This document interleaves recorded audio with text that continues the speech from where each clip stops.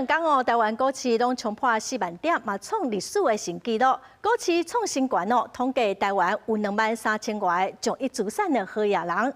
也毋过，这有史来上悬的指数嘛，呈现出咱台湾经济转型、甲社会改善的变化。今仔解破新闻，咱就请万婷来为咱说分明。是主播，观众朋友，大家好！今仔日的解破新闻就要带大家来看最近讨论较热烈的股市。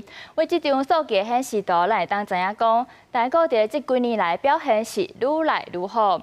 加权指数为2015年的8000多点是一直伫咧成长，到即阵是已经超过39000点，也甚至伫咧昨个盘中到今仔日的开盘上悬都捌超过4万点，这是创立来上悬的纪录。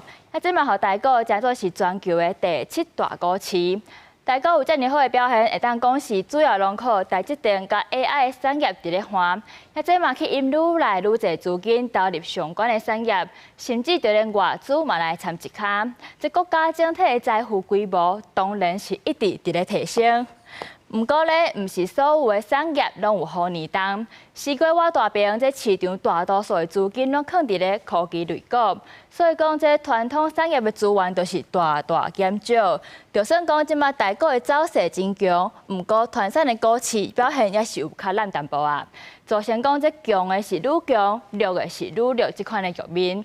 这款情形若是换做来看社会结构，嘛是共款的。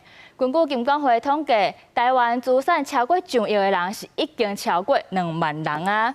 不离过咧，唔是所有的人拢有买股票。这股市价也对大多数的一般人来讲，因的资产并无对股市伫咧增加。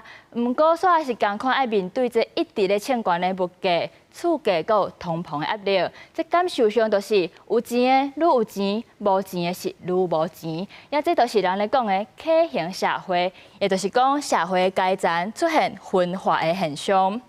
台股徛起伫4万点，代表咱台湾转型成功。不过同时嘛是爱面对失去平衡的危机，要安怎伫咧兼顾利头的时减少好业甲散车差距，就是咱的政府要来思考的问题。